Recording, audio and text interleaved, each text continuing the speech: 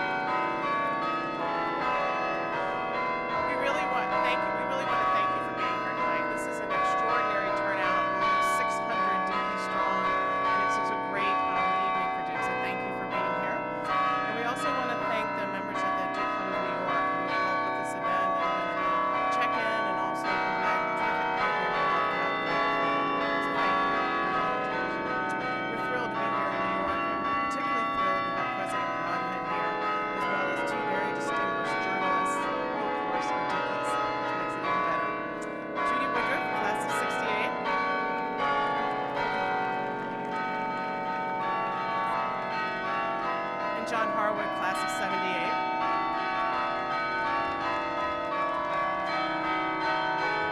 We're also pleased that Cindy Broadhead could be here with us tonight.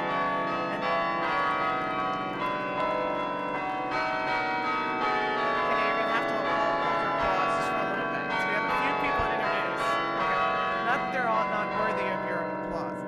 Mike Schoenfeld, class of 84, who's the Vice President for Public Affairs, waving in the back. Bob Shepard, Vice President for Alumni Affairs and Development. Richard Riddell, Vice President, University Secretary. Kim Rorschach, who is the Mary DBT and James Siemens Director of the National Museum of Art. And Kevin White, our Athletic Director, new to Duke, terrific, is here as well. We also have some trustee and trustee emeriti in the audience that I'd like to recognize. Bob Steele, Chairman of the Board of Trustees. Ken Hubbard, Tom Clark,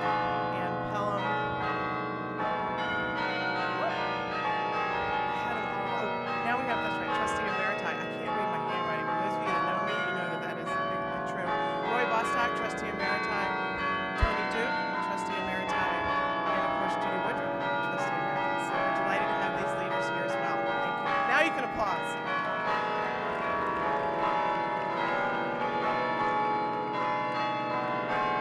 So tonight's program, we have a lot of people. I also want to mention there's several other staff in the room, and I hope you'll have a chance to meet and to visit with them as well. And if you have any questions or need anything from Duke, of course, we're all here to help you with that.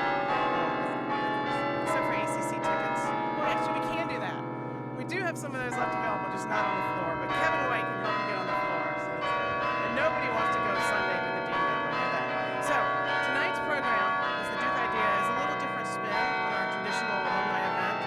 And the purpose or the goals of these programs are to bring the intellectual excitement of Duke directly to you, our alumni and parents in the region. This is the fourth of these events. We started in November with Blair Shepard in Boston, and then in Dallas in January with Sandy Williams, who's the Vice Chancellor for Health Affairs and directing our international efforts. And then we were in Fort Lauderdale with Victor Zhao, who's the Chancellor of the Health System. We're here tonight with you. Only time that we're having alums, so it's particularly special to have you all here with us. And then we'll be moving to we're going to San Francisco and Seattle with Mike Merson, who directs our Global Health Institute. We'll be in Nashville with Greg Jones, the Dean of the Divinity School. We'll be in Chicago with David Leedy, Dean of the Law School. And then we'll wrap up in London in June, again with Blair Shepard, who's the Dean of our People School of Business. And these have really been fun events, and I'm excited that you're here to witness this tonight. So how does the program work? What do we do? So I'll get off the stage very quickly in a few minutes. And then President Broadhead will give a brief State of the University address. And he will call Judy and John to the stage. They'll magically light up and look very similar to President Broadhead's office. And they'll have a conversation on politics and the media. And given the historical significance of the recent presidential election and the decades of experience John and Judy have between them in covering politics, we thought tonight would be the perfect setting for a discussion on how new forms of media such as Facebook, blogs, YouTube, and text messaging have influenced politics and in turn voters. I suspect you'll have comments or questions for all of our guests, and we ask that you hold those until the end of the program. And then once the questions and answers are concluded, we invite you to go back and continue to enjoy the reception both downstairs and upstairs as well. We do ask that you turn off pagers, cell phones, and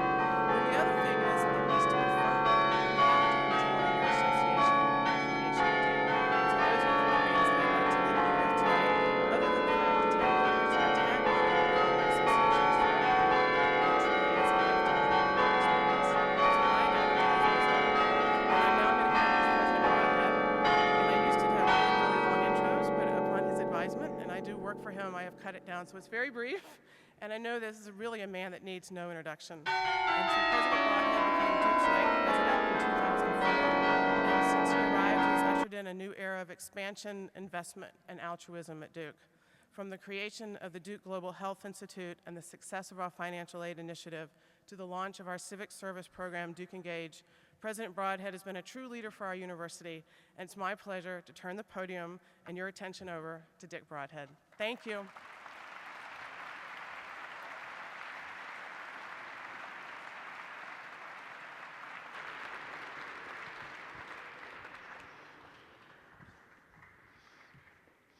Well, thank you, Sterling. It is amazing how many banks in New York have become party spaces. Someone said to me earlier, do you think someday every bank will have become a party space? Well, let's have lots of reasons for parties. This is a very fun space, and wonderful to have you all here. It's a little like a presidential nominating convention or something from 100 years ago. And don't you just love the fact that mysteriously my office is present in the middle of this bank? Although this time adorned with 4 massive columns, which I think does lend a certain note of gravity to the occasion. Sterling told you how we're going to set this up. I'm just going to speak for a few minutes, and then it will be my great, great pleasure to have 2 of our distinguished alums come up and join me. And then, although they interview people for a living, it will be hilarious for me to interview them. What it will be like for you, we'll soon find out. Let me just say a couple updates. This, of course, has been a crazy year, as I don't need to tell you. But on the Duke campus, it has been a particularly happy, energetic year. Lots of great things going on. This year opened with the Nasher being the site of the El Greco to Velázquez exhibit, which was designated by Time magazine as the 3rd best art exhibit in America last year. They said the Courbet exhibit at the Metropolitan was 2nd, but I went to it and they were wrong. But that was very fun. Every time I left my office, I could either go home or go see the El Grecos another time, you know. And it's a new and wonderful experience on our campus. It was very fun this fall for Wallace Wade Stadium to become a sold-out site of cheering for the great success of our revived football team. That stadium used to have lots of empty seats and some seats filled by Clemson fans and things like that. But this fall, I had the pleasant experience of having a person very near my own driveway try to sell me a scalped ticket to Wallace Wade. And obviously, we're just at the beginning of the rebirth. I didn't do it. We're just at the beginning of the rebirth of that great tradition, but it's been such a joy for our community. And I can just share with you, I had an email exchange yesterday with someone who must have been a classmate of some people here, Patrick Bailey. Patrick Bailey was a member of our football team, graduated last year, was an engineering major, got picked up by the Pittsburgh Steelers, and was indeed designated as their Rookie of the Year for his performance in the Super Bowl. But when he wrote me, he said, since it's the off season, I'm starting my job as an engineer. So you just thought, you just have to love it. This is Duke Athletics, right? Like, of course you were in the Super Bowl, but what are you doing today? And it all makes sense. It seemed this year that really everybody interesting in the world made a point of coming to Duke, and not just to give a big talk in front of an audience, but really our desire was to give students a chance of intimate access and engagement with these people. Tom Friedman, the week after his new book came out, he came to the Duke campus, gave a big talk, but also met with engineering students, environment students, public policy students. We wore that guy to death, and as you know, he is indefatigable. We had Anthony Kennedy come to speak at the dedication of the new law school building, a marvelous meditation on the meaning of law and where the law came from and what difference it made. I asked him to go to the football game with me afterward, but instead he met with students all afternoon in all kinds of small groups, which was absolutely perfect. Michelle Rhee, who, as you know, is the 37-year-old former Teach for America teacher who is now in charge of the public schools of our nation's capital. She came, she met with so many students, she met with the school board, she met with just about everybody and gave a dazzling talk. So it's just been a place where you can just get a great education on all the issues of our time, of just people coming through one after another. Joseph Lowery, who founded the Southern Christian Leadership Conference with Martin Luther King, spoke at our MLK Day, and he had to keep looking at his watch because he had to stop his speech to catch the plane to give the benediction at the inauguration. And that he left us at 4 o'clock and gave that at 10 o'clock the next morning or whatever it was. So just as I say, a very lively year, and maybe perhaps my favorite event, or at least the thing that commemorated my favorite event.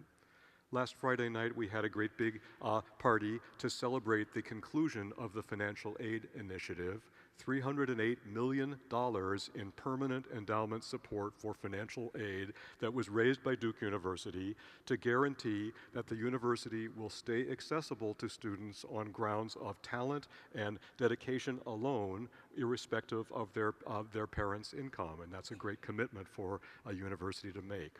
So it's been a good time at Duke. I sent a letter to you. You got it, didn't you? Yes, okay, so I won't repeat the contents of that. Only to say the economic downturn, of course, has not left Duke untouched, and we're facing serious challenges. We, together with every other American university, we're going to need to reset our budget on a different horizon of financial expectations than we have lived with the last few years. Well, that's honest work. It's a challenge, but we'll just have to face that challenge. We're grateful for the fact that although we have not received as many large gifts this year, the number of members of the Duke family who have wanted to make a gift to Duke has gone up and not down during the recession. And for us, that's a sign of your dedication, your wish to invest in the university at this moment, and I thank you for it. I just say a couple things about the downturn and its meaning for a university. One is, a university like Duke is an evergreen enterprise. We're really not a business that only thrives in prosperity, and that goes away in hard times. Just ask yourself, is the value of a first-rate education going to diminish at this time, or is it going to increase? You have to wager it's more likely to increase than diminish, and I'm going to guess that's why we had almost 4,000 more applicants for next year's freshman class than we had last year at the same time. People want to come to Duke. It's a big, we've seen that in all of our schools. The second thing I'd say, and my letter tried to emphasize this point, Duke used the times of prosperity in ways that make an enduring difference for the university. We built museums, we built libraries, we built laboratories, we just refurbished 800 student rooms this fall. We built financial aid, we hired faculty in every school. We've made that a different school with the prosperity of recent years, or we've made it an even better version of the school it always was. And now if we come to tough times, we enter them in a strengthened position as a result. But the third thing I'd say, and this is the one it seems to me I know you will understand, but I'll just say it as clearly as I can. Duke isn't the kind of school that is only as good as the money available lets it be. That's not the way Duke has ever worked. Duke has a certain kind of character. It's weaker in the sense of tradition, stronger in the sense of experimentation, opportunism. And at this moment, schools aren't going to come out the same of this time. The ones that can keep their sense most on what is their mission and respond most creatively and opportunistically at this moment in pursuit of their mission, those schools are going to come out stronger and not weaker. And that is my intention and expectation for Duke. We see ourselves as engaged. We saw that this was before this year, but the current moment will certainly, I think, increase our opportunity for it. We see it as a time when we're really trying to transform the nature of education itself. So much of college and university education has been based on the idea of specialization and the separation of disciplines. You went to college and you majored in history, or you majored in biology, and then you went to law school, or you went to business school. But what everyone knows nowadays is the people prepared for the world of the future won't be people who have narrow specializations in isolated areas. They'll be people who know how to bring lots of different domains of knowledge together to solve problems that can't be solved along a single axis, but that need collaboration from many points.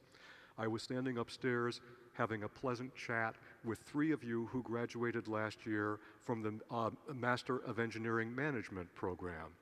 If the rest of you don't know about this program, I bragged about it a lot when I was in India this fall. India is a great country for engineers, but I was able to induce massive envy in both New Delhi and Mumbai by describing our Master of Engineering Management program, the point of which is you study engineering and the business courses that would enable you to understand how do you build a business plan for an engineering idea, and the legal courses that help you understand the issues of intellectual property that would or wouldn't enable something to work out. This equipping people with sort of multiple domains of knowledge that you can use in flexible ways in response to new challenges, we see that as the future of education.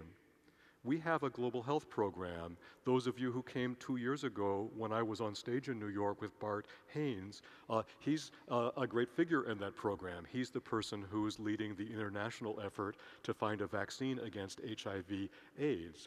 But our global health program isn't just about medicine and vaccines, it's about medicine and business, medicine and policy. Look at the issues of healthcare in this country. They're partly medical issues, but they're partly business issues, partly policy issues, partly cultural issues. We're trying to be the university that teaches those things together instead of breaking them apart and wondering if anyone can put the pieces back together again.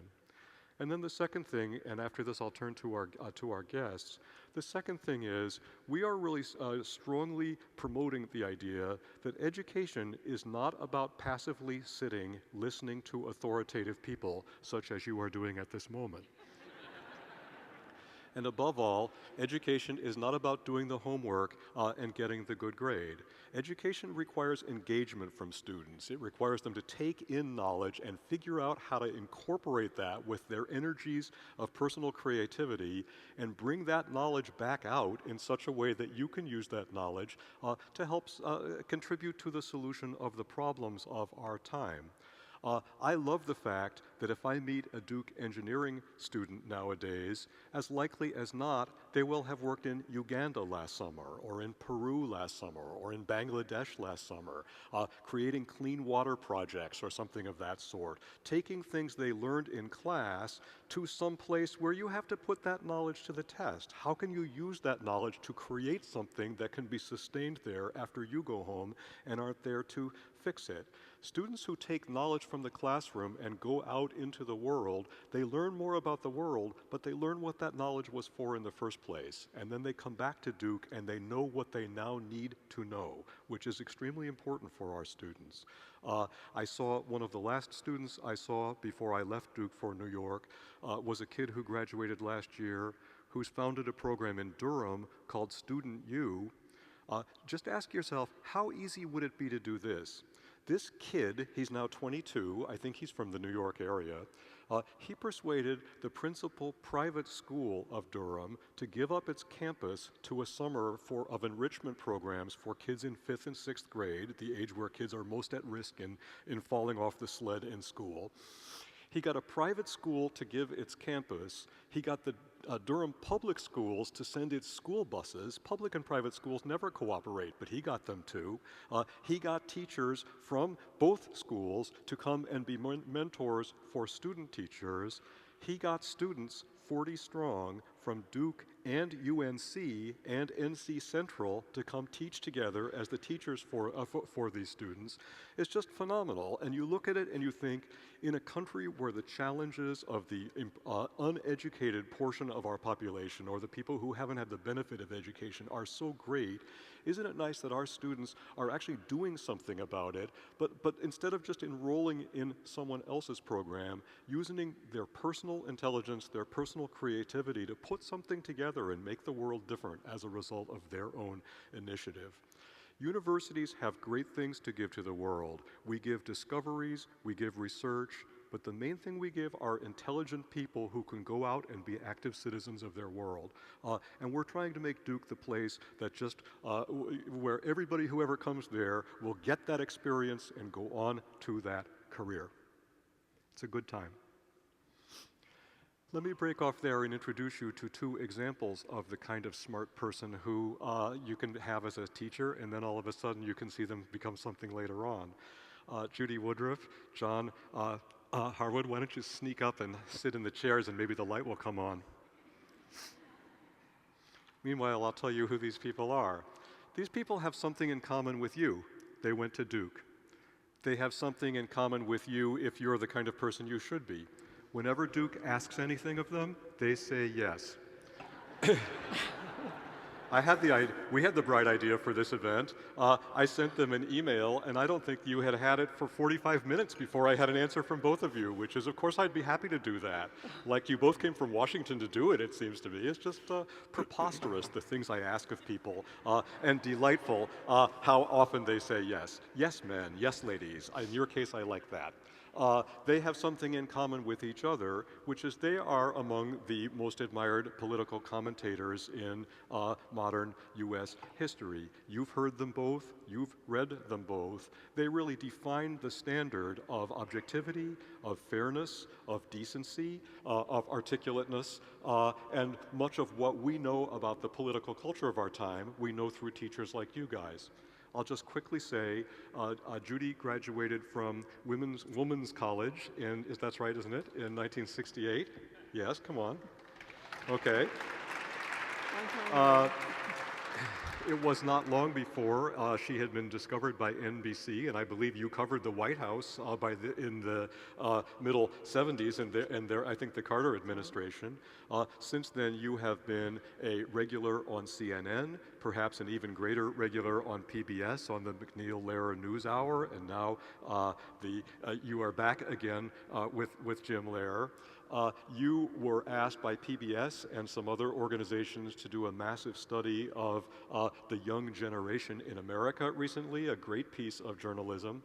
And when I came to New York this fall for the event called Service Nation in promotion of the idea of service in America, it was thought worth the while of both John McCain and Barack Obama to come to that event on September 11th, and somebody was needed who everybody would be happy to be interviewed by, and you were the person who was chosen. John Harwood, you graduated in '78. I was told, I don't think you were born in Washington, but you grew up in the Beltway, isn't this true?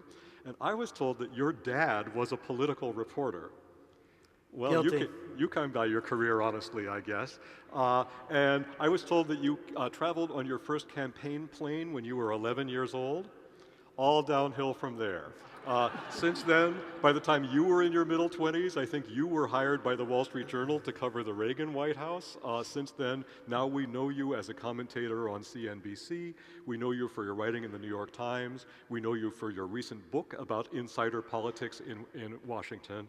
It's just a great, great pleasure for me. And now I will see if I can correctly sidle over there to begin my career as a high-end interviewer. Put her there. Thank you.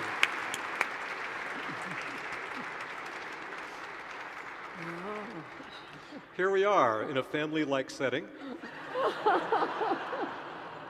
It's actually quite similar to my office, except that there are 3 chairs instead of 2, but in your case, I think that makes it very nice.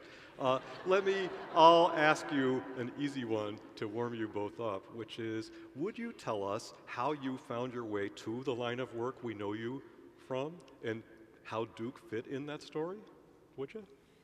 Well, I can start, but first I'm going to do what politicians do. I'm going to divert and just say not only how glad I am to be here, but I want to say a very brief word about President Broadhead, because just listening to him just now has reminded me how incredibly fortunate Duke University is to have someone with not only his intelligence and his dedication, but his enthusiasm for leading this university, and the fact that he's a teacher and that he gets the importance of teaching, and that comes out of every conversation you have with Dick Broadhead. So if I can just return the favor.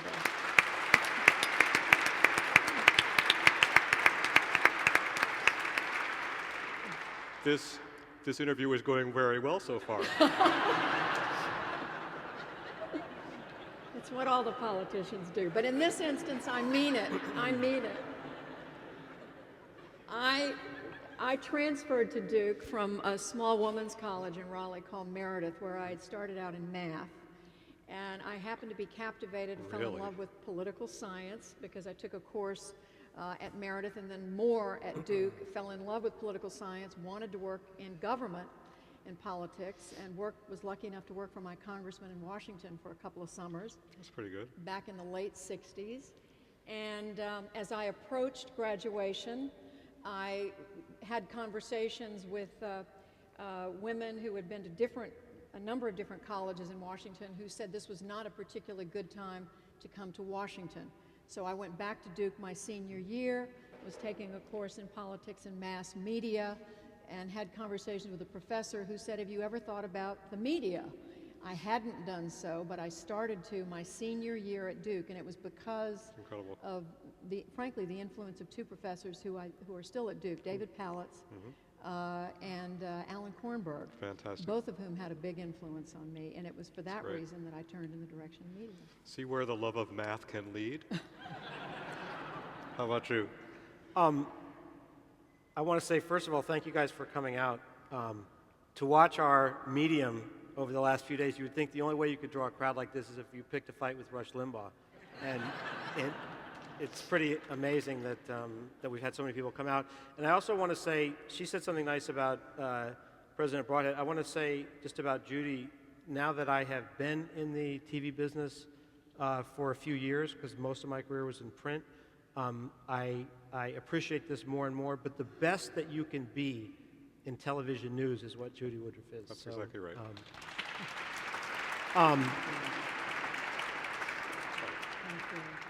I grew up around journalism. My dad was a political reporter, an editor, and columnist at the Washington Post. He is somebody who had politicians and other journalists around our house when I was growing up as a kid. President Broadhead mentioned that I went on a campaign plane when I was 11 years old. I was actually in some of Bob Kennedy's television commercials in 1968 in a very weird circumstance because my dad was covering the campaign and I was appearing in the commercials. It's a long story. But so that was kind of a backdrop of my youth. Then when I got to Duke, I wasn't sure what I wanted to do, that journalism was the right thing. And I was sort of enjoying my time at Duke, and all my friends were sort of hurtling toward law school or med school, and I wasn't sure what I was going to do. And then I had an internship in the summertime after my junior year. I had done a little, writing for the Chronicle, and I had like an independent study at the Durham Herald, and I did something at a TV station. But it was really a summer at a newspaper that sort of infused me with the love of the news business. And that's when I sort of felt like I'd found something that I'd like to spend my career doing. I went down to Florida to the St. Petersburg Times after I graduated in 1978, covered local politics and government, then state politics and government in Tallahassee, Florida, came to Washington, had a fellowship at Harvard called the Nieman Fellowship, which is a mid-career program for journalists where you take a year off. I had been conceived on my father's Nieman Fellowship in the 1950s, so there was a certain amount of destiny about the whole thing. That's enough. And so then after I finished that year, I got a call from Judy's husband, Al Hunt, who was the Washington bureau chief of the Wall Street Journal, and he hired me to the Journal. I covered the first Bush White House and covered national politics, became the political editor there, and over time, I did more and more television live shots. And a couple of years ago, part of the NBC family at CNBC asked me to move over and give up print journalism and go into television full time. That was impossible for me to do just because there is so much print journalism in my DNA, which now means I must be a dinosaur. So I worked out a deal where I was writing part-time for the Journal, and most of my job was television. Then when Rupert Murdoch bought the Wall Street Journal, I was in this weird position of writing for Murdoch's paper but appearing on television against his TV properties, which are Fox. So that was like playing for the Yankees and the Red Sox at the same time. And so I left the Journal and started writing for the Times, and that is the unwieldy multimedia Incredible. gig that I now have. So let's take the two of you and let's go back to like when you entered this profession, right? When there was print journalism and there was television, there were 3 networks and there was PBS, there was not cable, there was not news blaring in the airport every time we went through, there was no internet. You were both actually in this profession for a number of years before that came along, let alone all the things that have come along since. Just tell us a little bit about how your own daily life, you practice the same profession, your job has the same name, but tell us what it's like to do how the way of the daily doing of that job has changed as the nature of the media have changed around you. Well, it's changed drastically, Dick, because when I when I started working, my first job was as a secretary for the news department of the ABC affiliate in Atlanta, where I was willing to answer the phone and clean the film, which is what we used then, in order to get a shot at reporting later on. Back then, there was a morning newscast, there was an evening newscast, and that was it. And people worked for they would work on a story and you'd plan it for the 6 o'clock news. Or if you worked for a station where there was an 11 o'clock newscast. And that was pretty much your day. You had targeted deadlines through the day. You'd get up in the morning, you'd read the newspaper.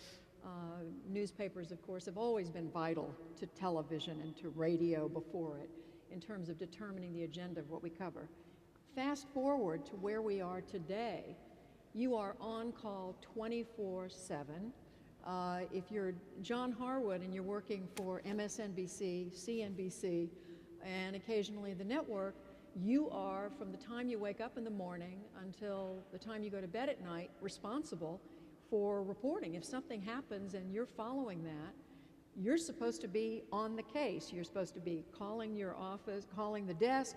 You are filing by computer, or Excuse you me, are on the can phone. I tweet right now? I was going to say.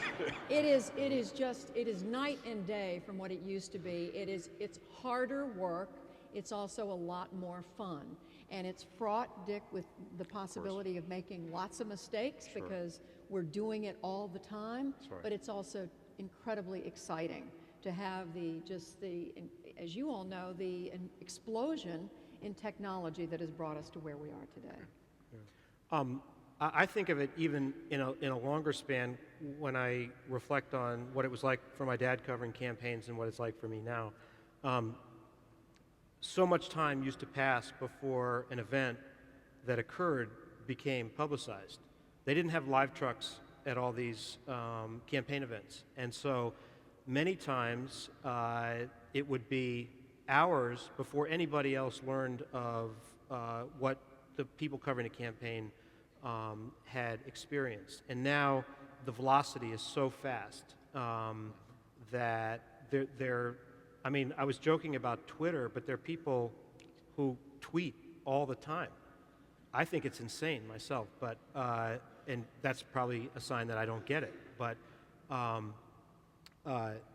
there's so much filing, smaller staffs, less time to develop stories, more pressure to get it out quickly, get it out on the web. My old paper, the Wall Street Journal, is seeing a sea change in its orientation, where when I went to work there in the early 1990s, it had a significant dose of magazine in it. You know, a lot of the daily events we wouldn't write because we would be trying to work on longer-term stories that would run on the front page of the paper that had a richness and a depth and a texture that is not possible today because people have to turn things around much quicker. People don't have time to read magazines, much less books, and I think the quality of the information that any individual journalist is producing is maybe diminished. On the other hand, the quantity of information that people have is much greater, and people have it rapidly, and they have more of it. I think people probably know more about their candidates for president than they did a generation ago, more than they have ever known, in fact. So there are things to lament about it, and there are also positive aspects to it. And one other just contrast I would make in a campaign setting, I don't think I will ever know a political candidate as well as the people on Bobby Kennedy's press plane in 1968 knew him, because there was an intimacy and a connection and a lack of barrier between the principal and the people covering him that has now been erected because of the nature of modern media, because of how it has become so adversarial and constant, and you simply don't know the human beings you're covering the way people once did. And I think that's something that is lost, and I think some of the snarky coverage that in many aspects, certainly of the cable television world that you see, and to some degree in the print world, are the result of people not knowing who they're covering and not really caring whether they know them, to be honest. Well, you're starting to answer a question which I'd be interested to hear you both on, which is we've all heard people speak as if we can all name the things that exist that didn't exist 4 years ago, 8 years ago. The founder of Facebook quitting Facebook to join one of the campaigns, things of that sort. To what extent do you think in this last campaign that the media, the nature of the media that were active, actually transformed the campaign and the results? Or to what extent do you think at any moment you're just going to have whatever media you have, and this year we had this year's media? I think the media, the kind of media we have today has clearly already transformed campaigning, and it can even be argued, and I won't get into it in this conversation, but it's transforming democracy in this country for some of the reasons that John was just mentioning, that small d democratization of information. Anybody can participate in short bursts, in long offerings, whatever. But I absolutely think that it's changed campaigning because of the fact that candidates are always on.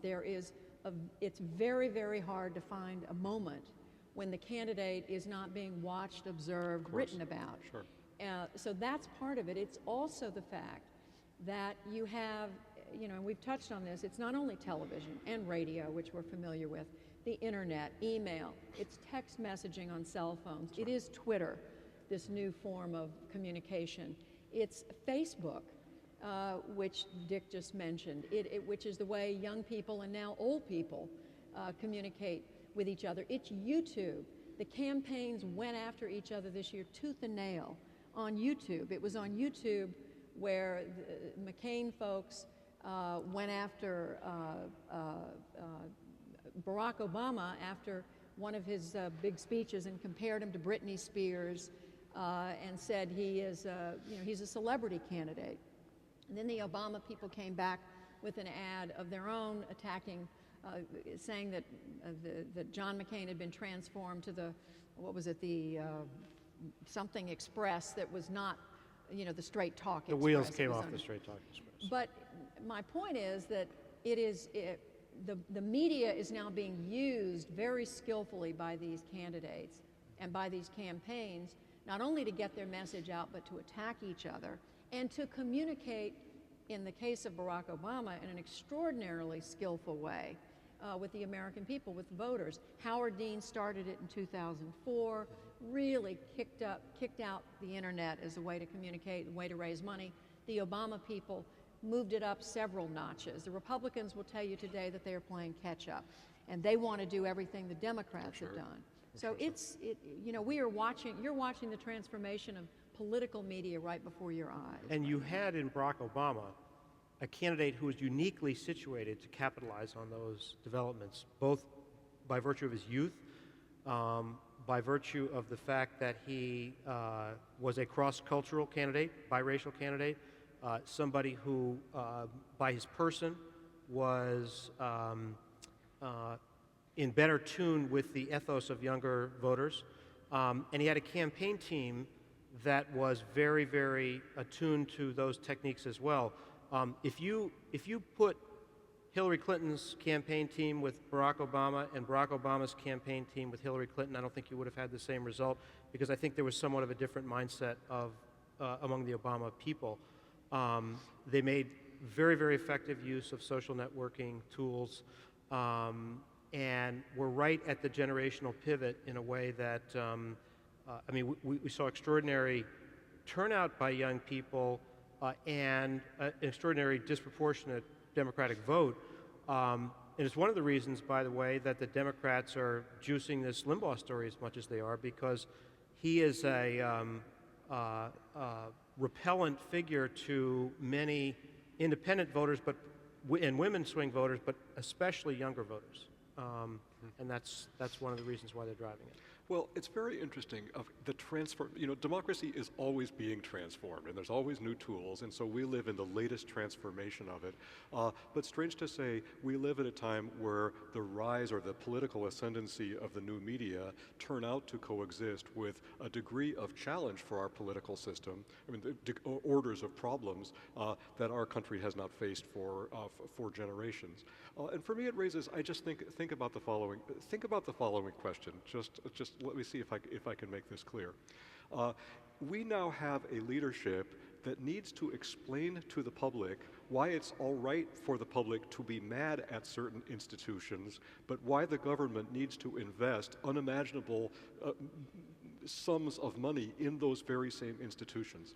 Now, it's nothing that anybody's mind is naturally going to follow, and it takes teaching to accomplish it. I mean, you saw the president try to do this in his speech in Congress, of trying to explain how this contradiction made sense. It's a real test for our democracy, because if the anger leads people to leave the economic system in shambles, then everybody pays the price for it. You actually raise, I think, a very interesting point for several reasons, and one is that for all the conversation about the new media and the importance of the new media, and there's no question it's changing so much in our society, television is still the principal way that people get their message to decide what do they really think about this person who's serving as president. Is he coming across to me? Is he saying something I can believe in?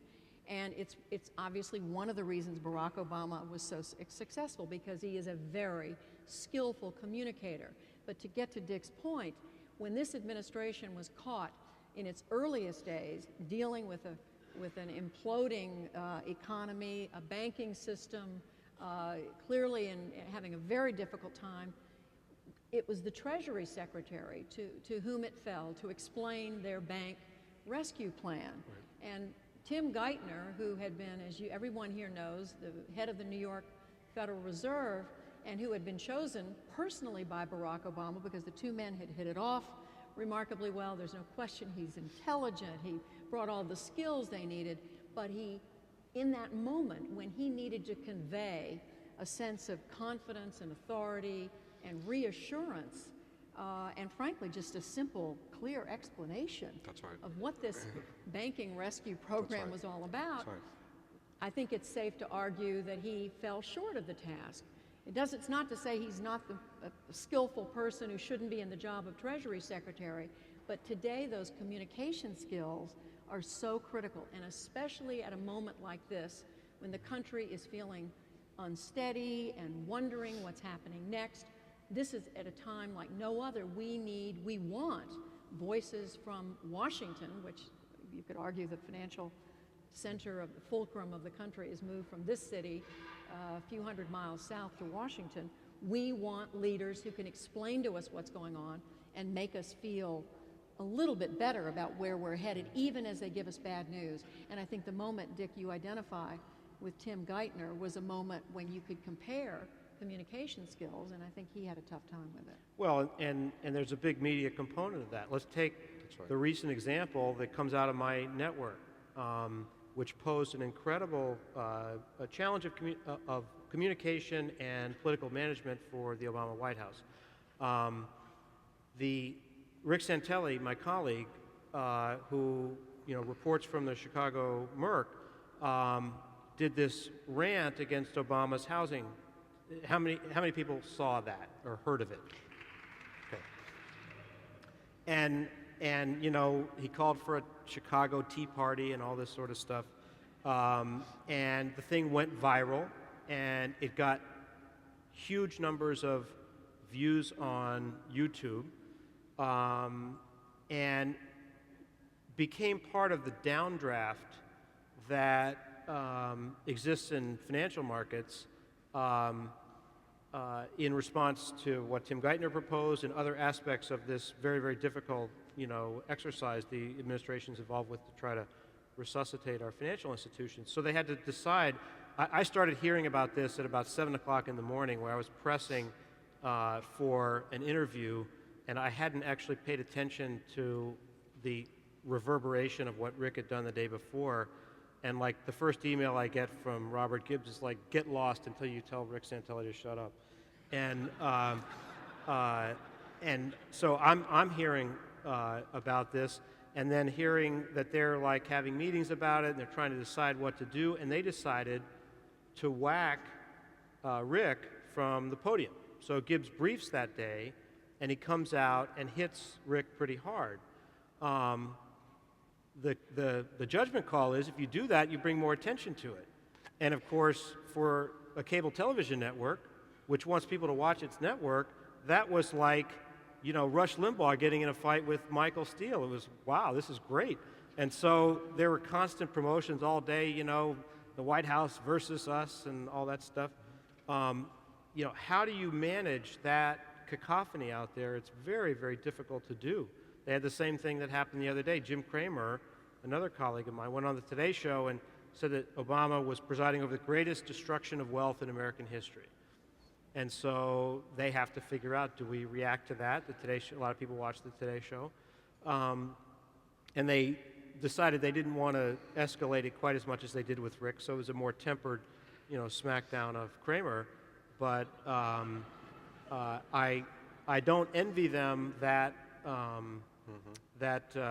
management exercise. And I will say about the cable TV business in general, and it's true on the left and right. I did the Keith Olbermann show a lot over the last couple of years, and got used to questions like, John, so can you pinpoint the time when Cheney decided to become a war criminal?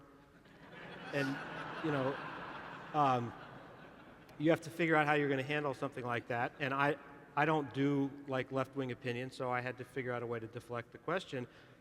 CNBC is doing the opposite right now, and many of the people who talk on our network are very insular within the sort of Wall Street bubble, and if it says tax increase, it's bad no matter what it is, and if it's government, it's bad. And so there's a lot of reflexive attacking of Obama, and like if you listen to our network sometimes, it's Obama came out with a plan, it's an idiotic plan, why can't he inspire confidence? It's a self-reinforcing message that you get from this aspect of our business.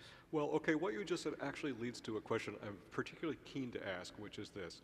The Founding Fathers already lived at a time when there were new media, the new partisan newspapers that came into existence in the first Washington administration. So there's always new media, and democracy is always trying to make its way in the face of them, right? And it's always been a concern, which is, how does democracy educate the public? How do you teach people so that they're allowed to have their say in the choice of government, but it's a say that chooses what is good for the common weal? And it's just one of the classic problems or issues for democracy. Now we live at a time where whatever is meant by confidence doesn't exist at the moment. People aren't confident they understand what went wrong. They aren't confident the people fixing it know what will put it right. They aren't confident to take a loan to buy a car. They aren't confident that they'll have a job. And so we've moved from a period where people had an excess of confidence, you might say, to now where we have a sort of deficiency of confidence. And everybody understands the economy needs to be restored in some objective way, but there's there's a psychological dimension to it, just the creation of confidence, consumer confidence, I guess is what we call it. So here's the question I really want to ask. In our particular media world, is it going to be possible to restore confidence? Are the media going to be a tool for the restoration of confidence, or are the media always going to be something that's eroding confidence, even at the time when it's most important to try to restore it?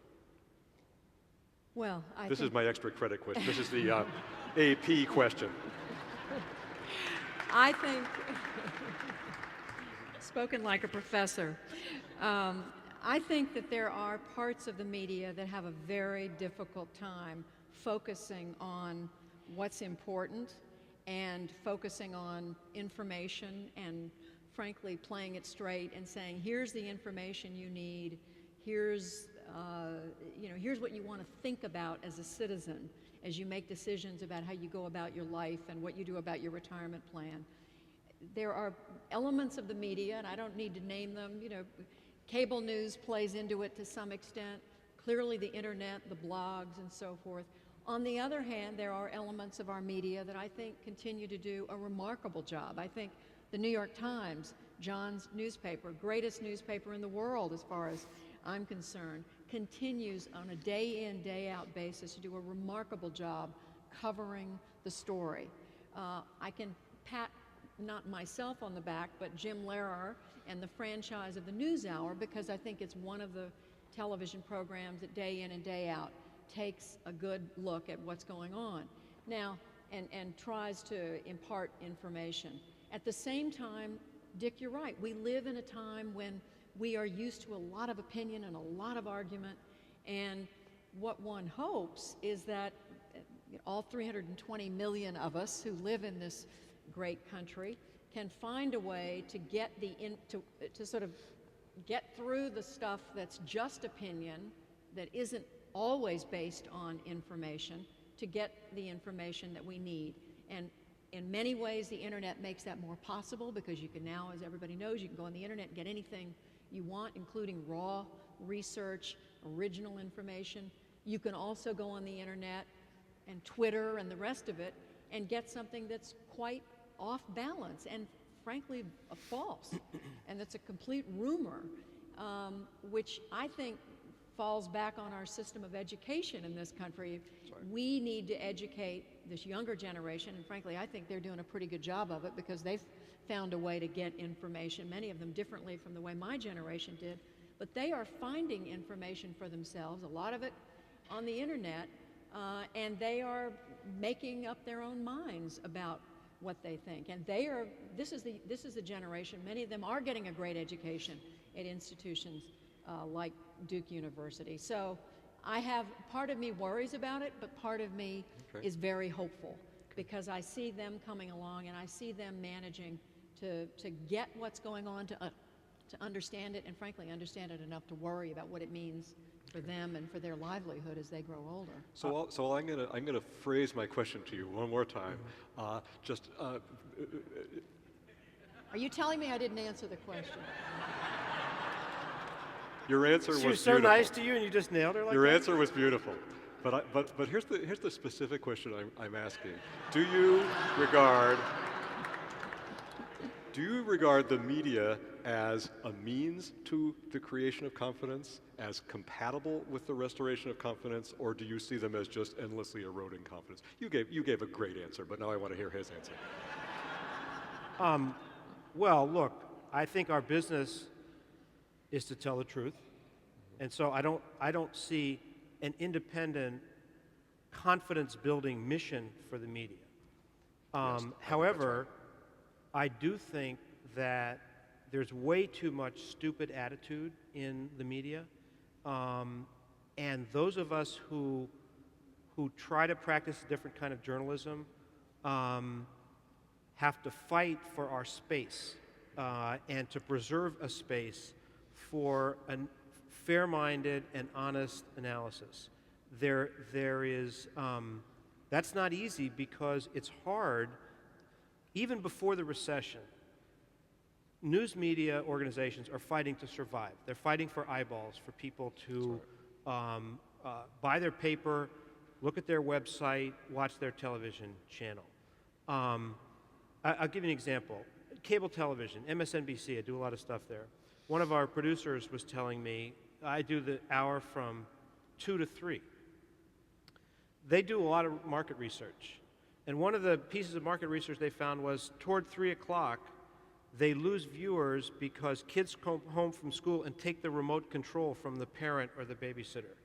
And so the mission, like for the last part of the show, is to have something on that's interesting enough that the babysitter or the mom or whoever's home will not let the kid have the remote and keep the show on. Right? Alternatively, you could appear on Nickelodeon. Yeah, exactly. So what can you put on that is both solid and straight and something that you feel good about and is valuable? I'm trying to develop a show based on content from the New York Times.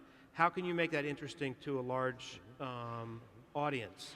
It's a challenge, and it's not easy, and we don't always do it very well. And some parts of our business don't even try. It's all attitude. It's all cynicism, and it's all, you know, what morons they are from the left or right, and you know, some of that stuff is very, very successful.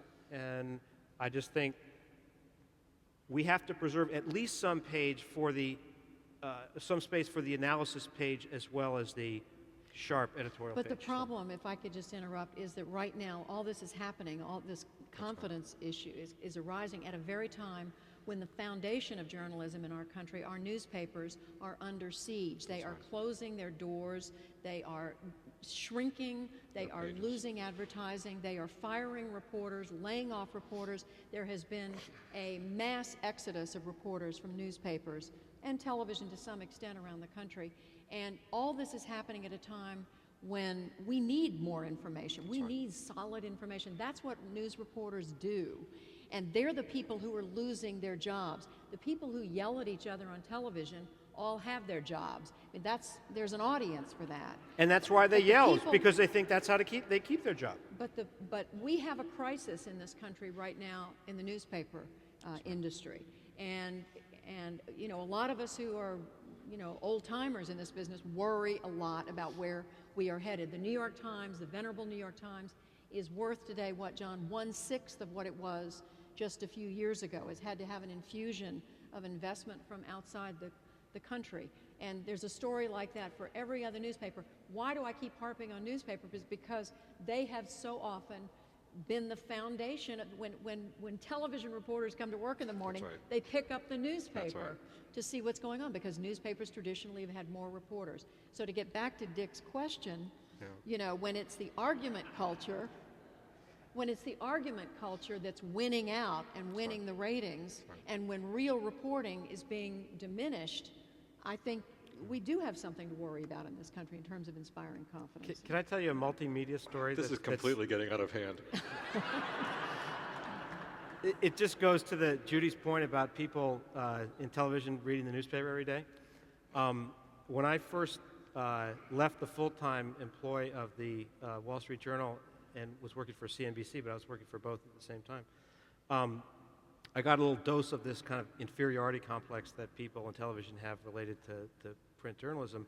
My best source in the Bush White House emails me about 6:45 in the morning and says, Hank Paulson of Goldman Sachs is going to be named Treasury Secretary this morning. And that was a real scoop. That was not out there. So at the same time, I'm making breakfast for my kids. I put that aside, sit down at the computer, and I call the control room of CNBC television while I'm typing an email to the Wall Street Journal. And the message to both, I get the control room, I say, tell the anchors to say on the air right now that Hank Paulson is going to be named the Treasury Secretary for Bush. And I typed it to the Journal. And so the guy in the control room says, are you sure about that? I haven't seen that anywhere. And I said, yeah. And he said, oh, okay, well, we're gonna go to commercial, and then we'll talk to you about it in a minute. So meantime, the Wall Street Journal posted on their website. They come back to me and they say, hey, the Journal's got that now, we're gonna go with it. And insecurity. Is not the truth the truth? Yeah, and it was really funny. And I said like, yeah, that was the same thing I just told you, and and later, but then later, once everybody kind of realized that it was true and it was out there, the head of CNBC called me and said, "Why'd you give it to the Journal first?" I said, "I didn't. They just didn't use it." You guys lead a charmed life. Let me just say, what a fortunate university to attract students as bright as you, to produce graduates who do as much for the quality of public understanding as you two do. Please join me in thanking. Great talent.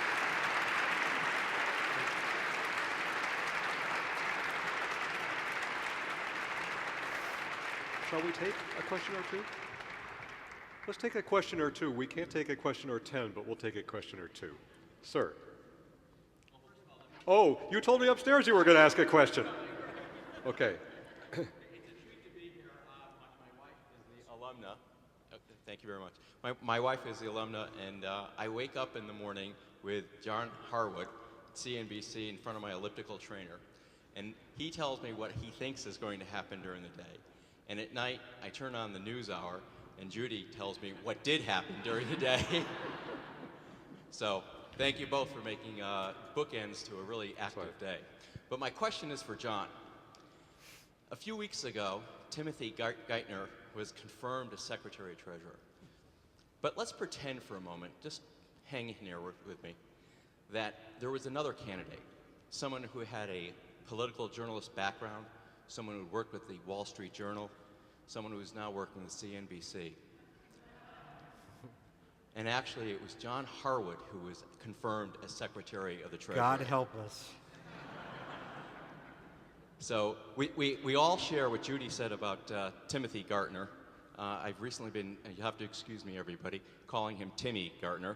He's not getting it done.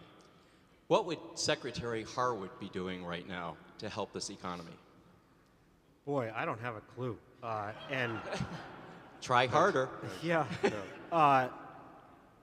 I mean, I don't know how to get my mind around I'm sure there's dozens of people in this room who know infinitely more than I do about the dimensions of the toxic asset problem that we have. I don't know what the right solution is to grappling with it. Obviously, the Bush Treasury didn't quite know what to do either, and they made it up as they went along, and they went in with a certain plan. They changed the plan. It had some effect, we think, but not enough, and now we need to do more. And whether the right thing is this public-private aggregator institution that Geithner's talking about, or whether it is a bad bank and full nationalization of these failing banks, I'm glad I don't get paid to make those decisions, because I just don't know.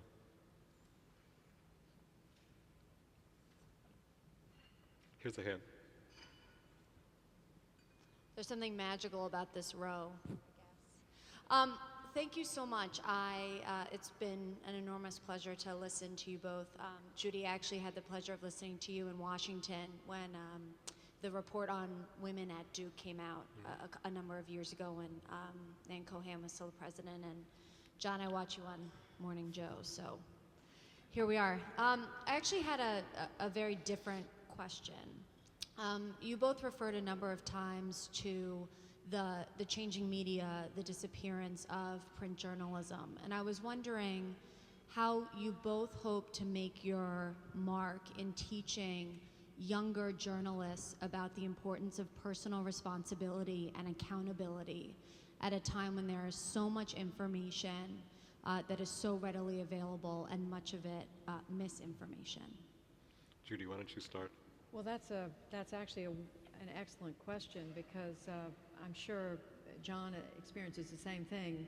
Even with the decline of newspapers and the challenges facing the news media today, I still get so many inquiries and approaches from young people who are interested in journalism. Exactly right. Which I take great heart from that, because if you look at the balance sheet and you look at the business model, you would be wringing your hands and worrying a lot about it. But young people are looking at journalism and seeing something that for many of them is exciting and they can project into the future doing that as a career.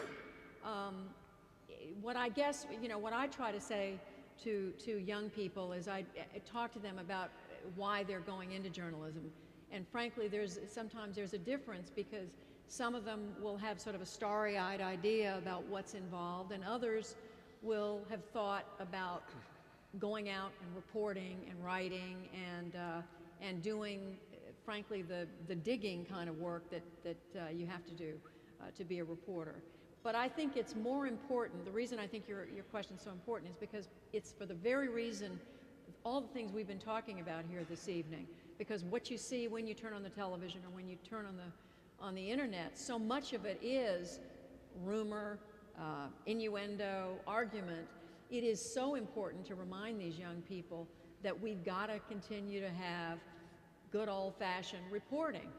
As John said, we're here to tell the truth, at least to look for it, to try to turn up, what really did happen today and tell you about it. So my mission, I think, is fairly simple, and that is to convey we're here to reflect, to be your eyes and ears wherever we are doing our job, but to remind these young people that they carry a great responsibility, and that is to be as honest about their work, to always think, whatever they're doing, to think about the people they're writing for or reporting for or talking to, and always have those people in the back of your mind no matter what you're doing. I think if you do that, you can head in any number of directions, whether it's print, television, online, and it should stand you in good stead. But the landscape is shifting before our very eyes. It's a great answer, and it goes without saying, the skills a university teaches every day are highly relevant to these things. Critical reasoning, using your curiosity to find sources, weighing the value of sources, clear speaking, clear reasoning, making your argument clear and your suppositions clear. This is the everyday work that we put our students through, and that you guys show in wonderful form. Let's take one last, and then these guys will be around and people can come up and we'll all have a free-for-all. No last. That's even better. I'm not gonna press you. I've had some experience with this. Do you see a hand? I thought I did. The hand went away. Oh, right here. Who is it? Right there. All the way over here. Okay. Great.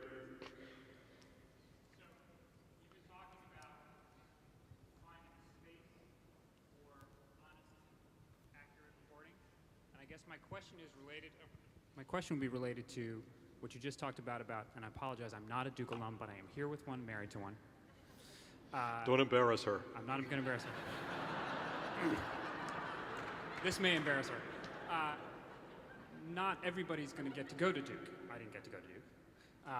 So how do you find the space today and next month and in the next year in this media environment to connect to all those people who don't have the opportunity this education? That's exactly right. But need to get the message that you're telling us you want to deliver, when it's fairly clear to me, at least, when I watch Stephen Colbert on an odd night or occasionally watch some of the CNBC shows that certainly slant a certain direction.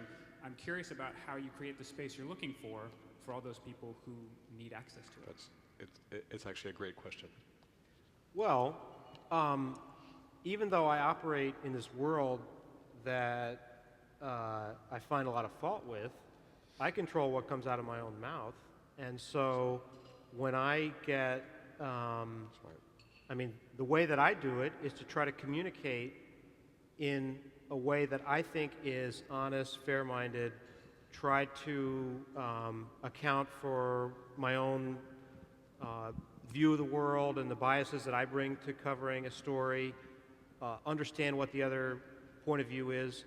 I get into a difficult situation sometimes with anchors on our network because they're so anti-government that if I am trying to convey the arguments that are made by the administration, it sounds like I'm defending the administration, which I'm not. What I'm trying to do is say there's another point of view to the one that you are expressing in your question. And it's something that happens that I'm responsible for every time I write and every time I talk on television.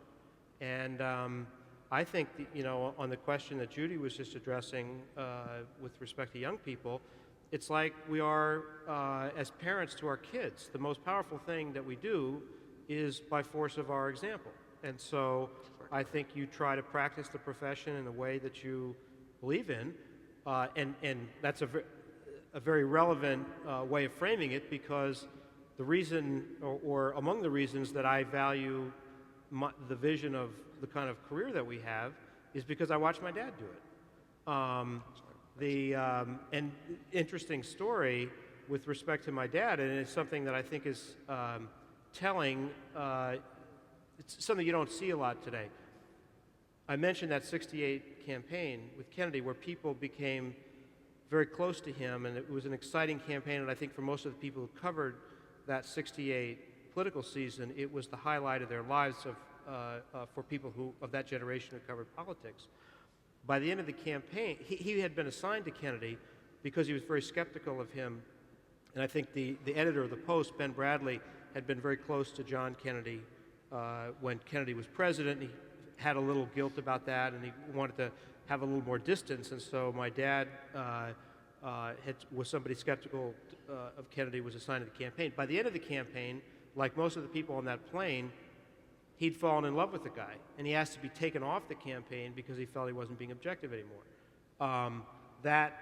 Knowing that happened is something that I have never forgotten, and so I try to.